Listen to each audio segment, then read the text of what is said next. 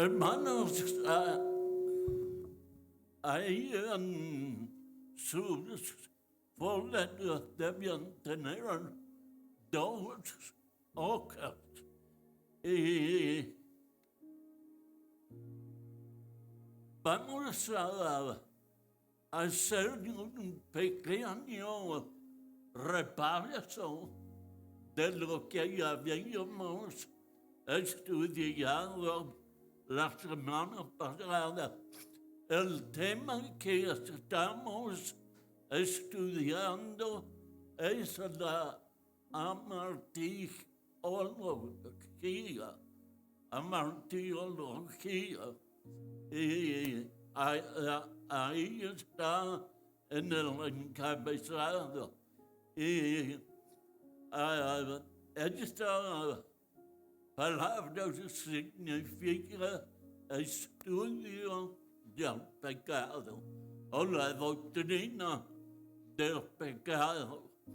Y vimos la semana pasada que Dios hizo al hombre en un estado de perfección.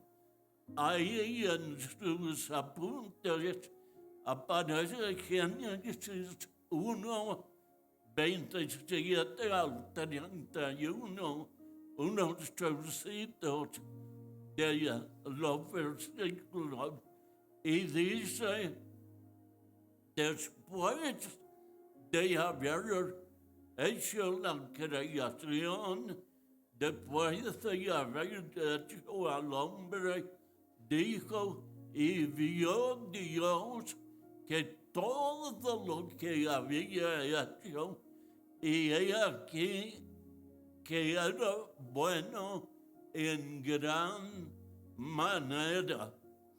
Y el hombre más sabio del mundo, el rey Salomón, en Eclesiastés 7, 29, no por su propia sabiduría, sino por la inspiración divina, dijo que Dios hizo al hombre recto, pero ellos buscaron muchas perversiones.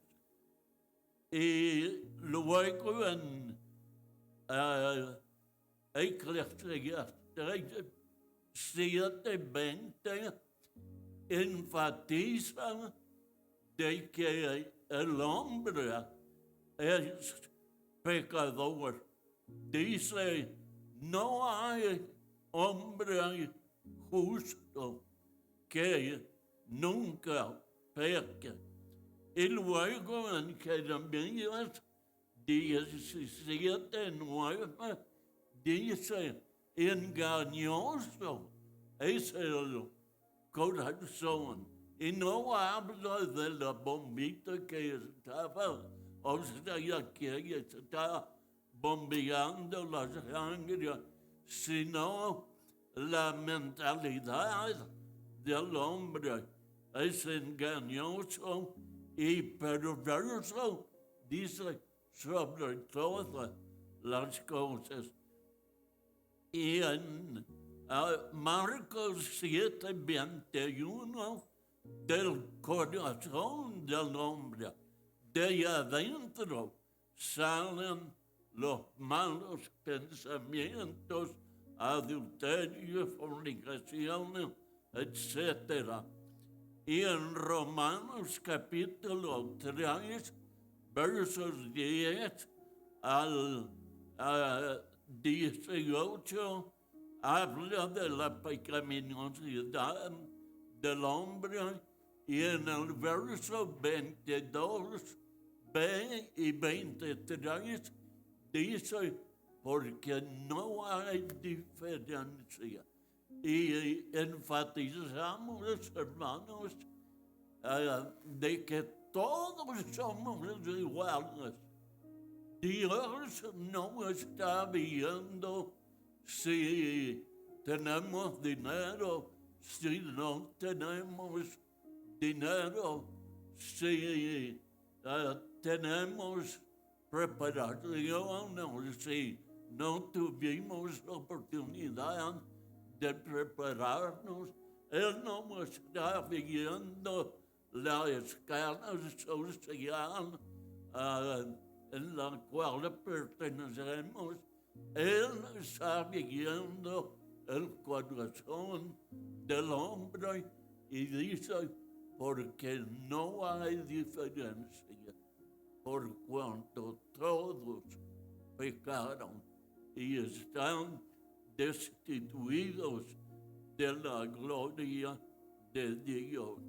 Y hermanos, tenemos que siempre tener en mente de que nosotros, por la preparación, por el dinero que podamos tener, por el prestigio que tenemos en la sociedad, debemos mantenernos humildes, porque somos iguales delante de los santos ojos de Dios que todos los demás, porque no hay diferencia, por cuanto todos pecaron y están destituidos de la gloria de Dios. Y hermanos, es una experiencia personal. Ustedes saben que durante algunos años trabajamos en los centros de rehabilitación aquí en Nogales, Sonora. Y hermanos, durante ese tiempo, algunos muchachos se convirtieron y hombres por lo general pobres y los recomendamos a diferentes iglesias bautistas ahí al otro lado. Y fíjense, hermanos, que los hermanos no los aceptaban, los miraban así. Y hermanos, sí es un pecado. Tenemos que aceptar a toda la gente, la condición que tengan, porque somos iguales que ellos delante de Dios.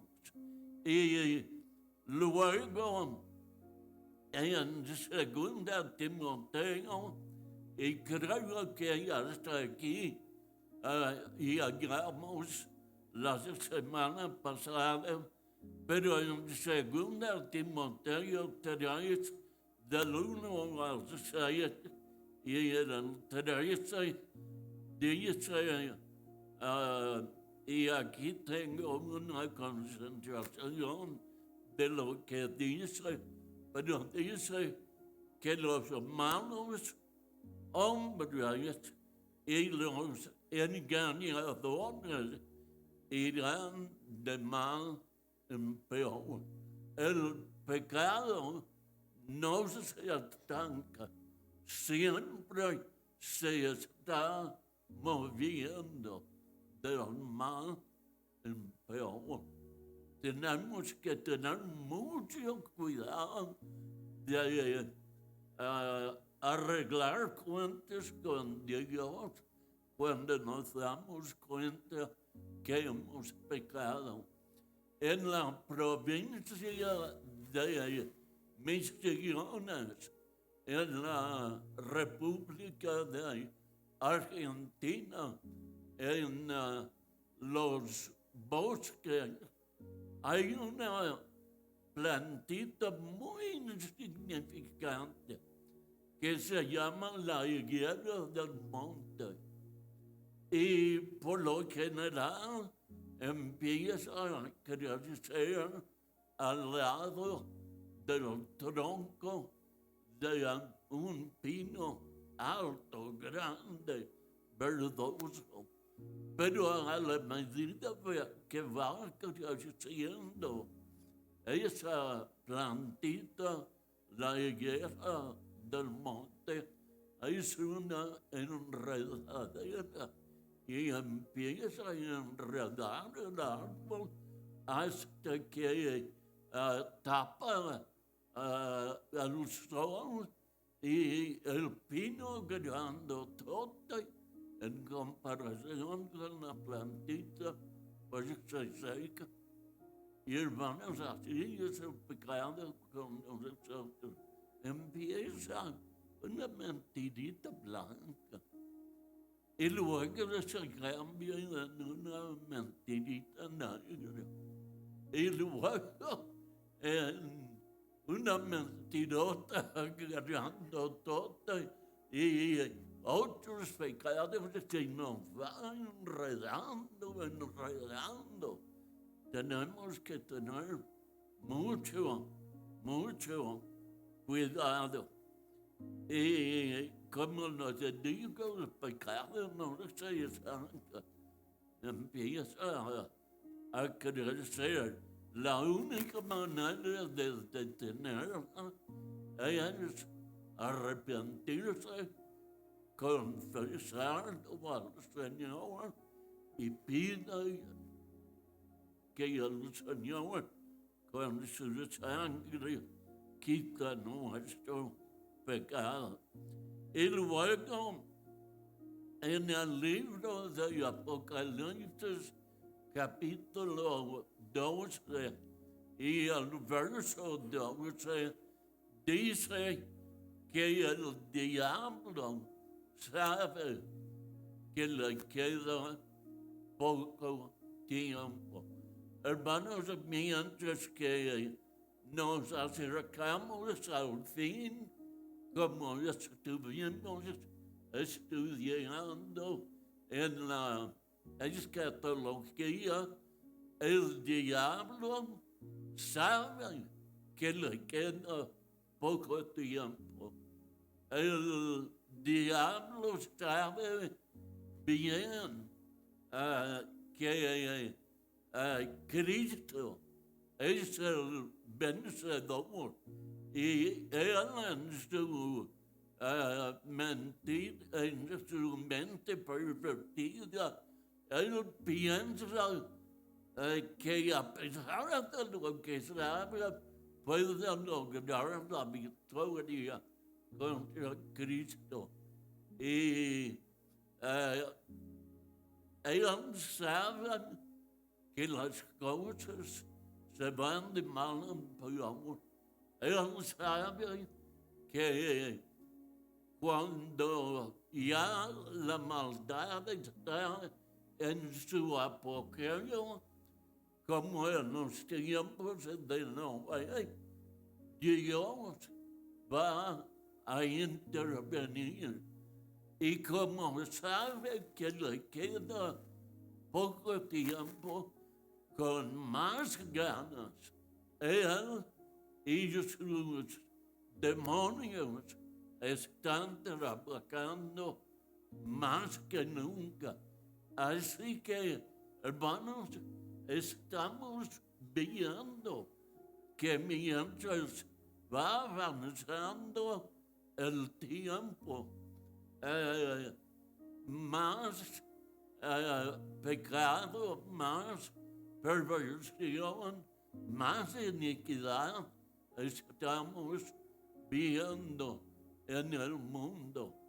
Y la corrupción es avanzando con rienda suelta en los días que estamos viviendo.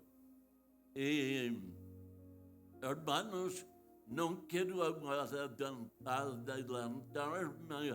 mucho, pero el apóstol Pedro dice que nuestro adversario, nuestro enemigo, el diablo anda como león rugiente, buscando a quien devorar. Él nos quiere destruir. Y él sabe que el creyente no puede destruir su alma, pero puede destruir su testimonio.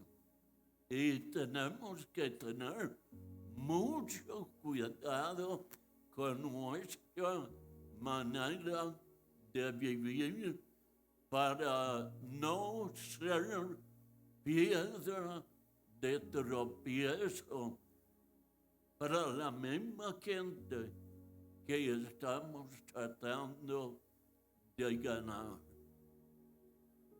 Bueno, ahora hermanos, vamos a seguir en el punto 2, la definición del pecado. En el Antiguo Testamento hay 8 palabras hebreas que se traducen al español con las siguientes palabras. Y en la mayoría de los casos puse el infinitivo del verbo. Así que pecar, errar, maldad, impiedad, apartar, revelar, prevaricar, iniquidad, transgresión, descarriar, y etcétera. Y hermanos, posiblemente la palabra que algunos no entienden muy bien es la palabra prevaricar, pero quiere decir torcer la verdad o ir más allá de la verdad. En una palabra es mentir. Creo que todas las otras palabras son muy claras. Y en el Nuevo Testamento hay 12 palabras griegas que se traducen al español en la Biblia como sigue: pecar, maldad, impiedad, corrupción, inmundicia, iniquidad, transgresión, errar, ofender, concupiscencia y impureza. Y hermanos, en el Antiguo Testamento, tanto como en el Nuevo, cuando la palabra es traducida errar, no quiere decir que cometimos un error, quiere decir errar al blanco. Y el blanco es la perfección. Eso es lo que Dios exige, la perfección. Y erramos a este blanco. Por ejemplo, si estamos tirando una flecha con un arco a un blanco y no pegamos al blanco, erramos al blanco. Y el blanco de Dios es la perfección. Y como les dije la semana pasada, para entrar al cielo tenemos que ser tan justos como Cristo. Pero pues tenemos un problemón, porque siendo vil, pecadores, ¿cómo vamos a poder entrar al cielo si Dios exige la misma justicia de Cristo para poder entrar al cielo? Bueno, en segunda a los Corintios 5:21, al que no conoce el pecado, Cristo fue hecho pecado por nosotros. Él, Dios lo hizo culpable de todos los pecados que nosotros hemos cometido, y por eso tuvo que morir en la cruz y ser separado de Dios. Él clamó: Padre, Padre, ¿por qué me has desamparado? Pero no solamente dice que aquel que no conoce el pecado fue hecho pecado por nosotros, sino sigue diciendo para que nosotros fuésemos hechos justicia de Dios en él. Él nos hace una oferta: dame tus pecados y yo pagaré el castigo. Y si en fe echan sus pecados sobre mí y confían en el sacrificio que hice en la cruz, derramando mi sangre, entonces yo te daré mi justicia. Así que no entramos al cielo por nuestra justicia.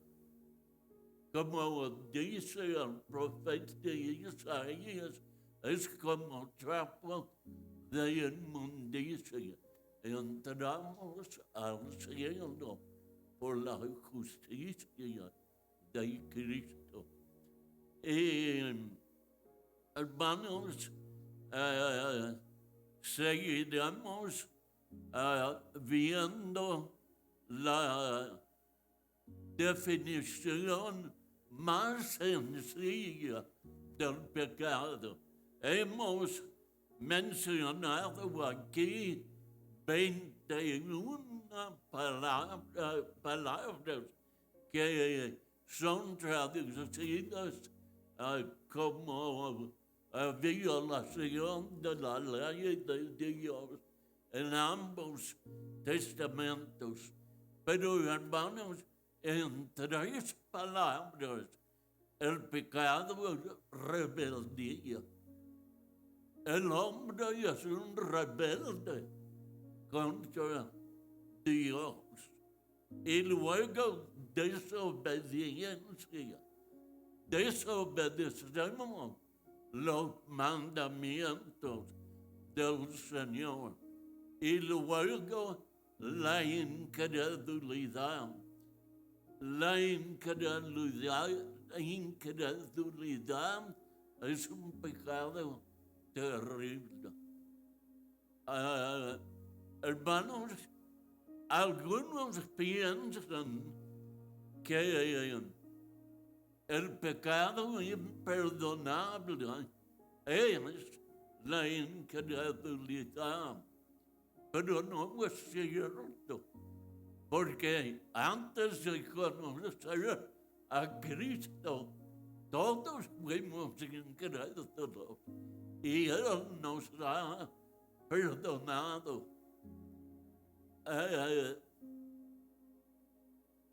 El pecado imperdonable es morir en la incredulidad. Si uno se muere siendo un incrédulo, ya no tiene salvación. Su destino eterno está sellado. No hay más que el cielo y el infierno. Y la Biblia nos enseña que nadie puede pasar de un lado para otro después de morir. Cuando Lázaro y el rico se murieron, el rico fue al infierno, no porque era rico, sino porque era incrédulo. Y el mendigo Lázaro no fue al cielo porque era pobre, él fue al cielo porque era creyente en Cristo. Y antes de la resurrección de Cristo, todos los muertos iban al Hades. Y había un lado de paraíso y otro lado de sufrimiento. Y los salvos al lado del paraíso y los incrédulos, los que se habían muerto en su pecado de incredulidad al lado de sufrimiento. Y el rico estaba sufriendo y le pidió a Abraham que Lázaro mojara la punta de su dedo en agua para refrescar su lengua. Y Abraham le dijo claramente: los que quisieran pasar de allá para acá no pueden, y los que quisieran pasar de acá para este lado no pueden. Cuando una persona se muere, su destino eterno está sellado. Y creo que les dije que sí creían en el purgatorio. ¿Se acuerdan? Sí, pero el purgatorio no es un lugar intermediario entre el cielo y el infierno, donde van los muertos que no tienen suficiente puntos para entrar al cielo. No es un lugar como lo enseña la Iglesia Católica. El purgatorio es la cruz, donde Cristo derramó su sangre para purgar, para limpiar nuestros pecados, para quitar nuestros pecados. Así que, hermanos, la incredulidad no es el pecado imperdonable. Morir en la incredulidad es el pecado imperdonable. Ahora, el pecado imperdonable que mencionó Cristo, que es la blasfemia contra el Espíritu Santo, en esta época o dispensación de la gracia en la cual estamos viviendo, no se puede cometer un pecado imperdonable. En aquel tiempo, cuando Cristo anduvo sobre la tierra y los judíos dijeron: no, tienen un demonio, echa fuera los demonios por el poder del demonio. Blasfemia contra el Espíritu Santo. Pero ahora, hermano, Cristo habiendo sido crucificado y resucitado, la sangre de Cristo nos limpia de todo pecado. Y si usted algún día está testificando a una persona que piensa que puede haber cometido el pecado de la blasfemia contra el Espíritu Santo, dígales, si ha cometido ese pecado, la sangre de Cristo nos limpia de todo pecado. Así que, hermanos,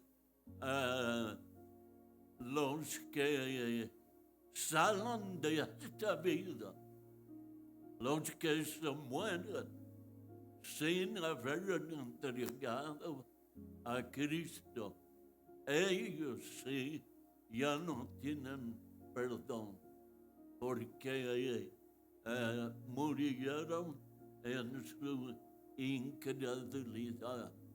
El que cree no es condenado, pero el que no cree ya ha sido condenado. ¿Por qué? Porque no ha creído en el nombre del unigénito Hijo de Dios. Así que, hermanos, recuerdo haberles dicho que en el cielo va a haber mucha gente, humanamente hablando, buena. Y en el infierno van a haber mucha gente, humanamente hablando, mala. Van a haber homicidios ahí en el infierno. Van a haber blasfemos, digo en el cielo, perdón, en el cielo, y de todas clases de gente que han cometido pecados terribles, van a estar en el cielo porque se arrepintieron y creyeron en Cristo. Yo conocí a un sicario que era tan malo que a su hija de 3 años la amarró en una silla descalza y pasó lumbre por debajo de sus pies para que le dijera a dónde su mamá se había ido, porque quería ir a matarla. Y pasando el fuego, quemando a la niña, quemando sus pies. Ese hombre después se convirtió, pidió perdón a su hijita, a su esposa y mayormente a Dios, y era un evangelista después de haber vivido una vida así. Hermanos, la sangre de Cristo es poderosa para quitar el pecado. Y, hermanos, aún en este tema del pecado, exaltamos a Cristo, porque Él es el único remedio para el pecado. Ahora, hermanos, pasando al número 3, clasificaciones de pecado. Y hermanos, no quiero que me malinterpreten aquí, porque En un sentido, hay una clasificación del pecado, porque Santiago dice, el que viola un punto de la ley es culpable de todo. Pero aquí estamos hablando de otras clasificaciones. Por ejemplo, hay pecados de comisión y no podemos nombrarlos porque son muchos. Cualquier acción mala que cometemos, una mentira, una envidia, un chisme, un adulterio, un homicidio, son pecados de comisión. Esa es la primera clase. Y es cuando hacemos algo malo, cometemos una acción que es contraria a la voluntad de Dios. Pero también hay pecados de omisión. Buscan en primer lugar en sus Biblias en el libro de Primera de Samuel, capítulo 12 y el versículo 23. Dice, y es Samuel hablando al pueblo de Israel después de que ellos pidieron un rey para ser como todos los demás pueblos. Y hermanos, qué lástima cuando el pueblo de Dios quiere ser como todos los demás pueblos. Pero como Israel era el único país que no tenían rey, pidieron un rey para ser como todos los otros pueblos. Y luego cuando se dieron cuenta que habían hecho una petición mala, Samuel dice, así que lejos sea de mí que peque yo contra Jehová, cesando de rogar por vosotros. Hermanos, cuando no oramos los unos por los otros, es un pecado de omisión. Debemos orar por nuestros hermanos. Ahora en una iglesia de 2 o 3 mil gentes es imposible orar por cada uno porque pues ni conocemos parte de ellos. Pero en una iglesia relativamente pequeña, nuestra iglesia en Arivac pequeña, tenemos como 25 miembros. Pues hermanos, en un día oramos por 5 o 6 familias de la iglesia, otro día otros 5 o 6, pero orando por los hermanos y principalmente por el pastor.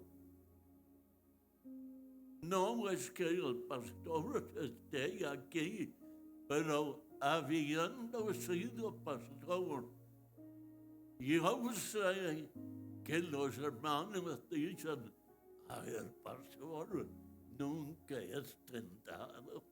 El pastor está en un plano espiritual que nunca tiene que enfrentar la tentación tan fuerte del pastor.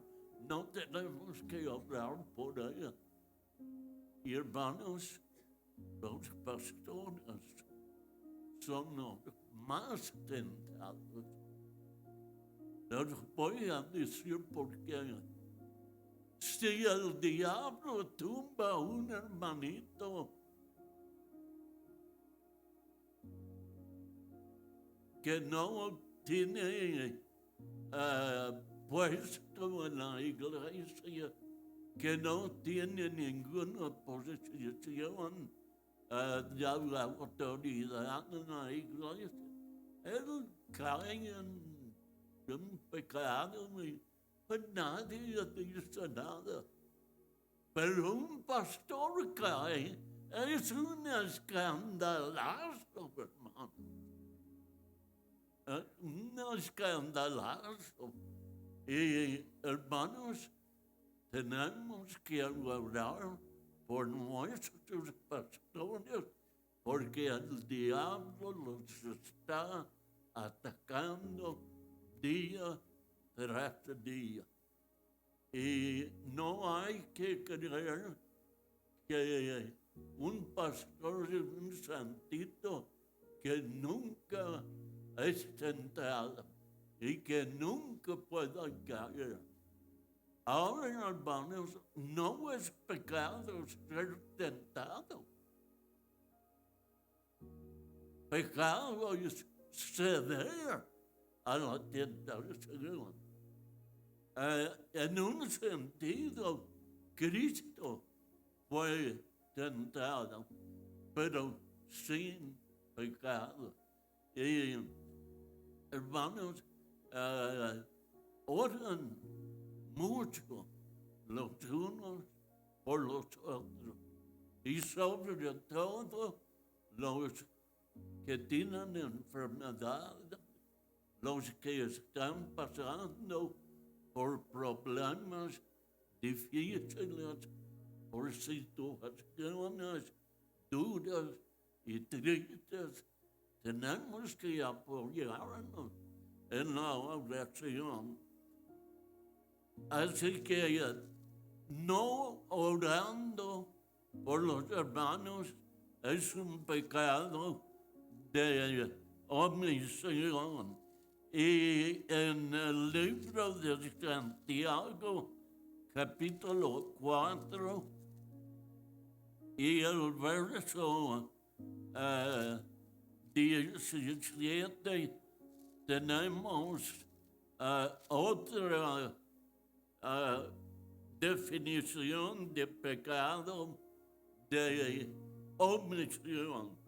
Dice, y al que saben hacer lo bueno y no lo hacen, le es pecado. Así que si sabemos que debemos hacer algo bueno, ayudar a un hermanito que tiene un problema, ayudar a una hermanita que está pasando por un tiempo difícil, o sencillamente ayudar económicamente a alguna persona que está pasando por una necesidad grande. Pues hermanos, si sabemos hacer lo bueno y no lo hacemos, es pecado de omisión. Así que hay pecados de comisión y hay pecados de omisión. Y hermanos, en el punto número 4 hay diferentes tipos de pecados. Y como ya se nos acabó el tiempo, ya nomás vamos a leer en 1 de Juan 2, 16. Bueno, vamos a leer el 15 también. Primero de Juan 2:15 y 16. No améis al mundo, ni las cosas que están en el mundo. Si alguno ama al mundo, el amor del Padre no está en él. Porque todo lo que hay en el mundo, los deseos de la carne, los deseos de los ojos y la vanagloria de la vida, no proviene del Padre, sino del mundo. Y la próxima semana vamos a comenzar aquí con el favor de Dios, pero vamos a ver, hermanos, como Cristo. Bueno, primero vamos a ir hasta atrás al principio. Eva, cuando fue tentada en el huerto de Edén por Satanás, por el diablo, ella fue tentada según los deseos de la carne, los deseos de los ojos y la vanagloria de la vida. Y cuando en el libro de Hebreos dice que Cristo fue tentado en todos los puntos como nosotros, hermanos, no hay que malinterpretar ese versículo.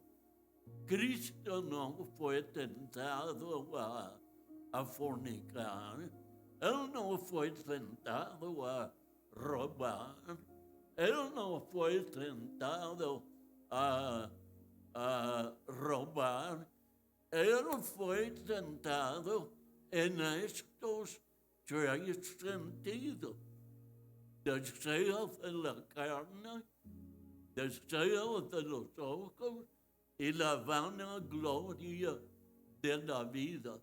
Y dice, pero sin pecado.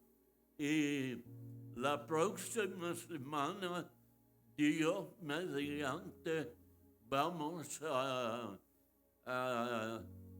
comenzar aquí y ver cuáles son los deseos que el diablo usó para tentar a Eva y que usó la misma táctica con Cristo. Y hermanos, el diablo no ha cambiado su estrategia.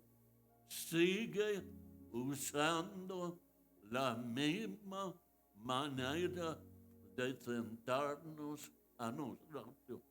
Cada tentación que viene a nuestras vidas es por el deseo de la carne, el deseo de los ojos o el deseo de la vanagloria de la vida. Hermanos, pasamos un poquito, pero comenzamos un poquito tarde también. Gracias, hermanos, por su atención.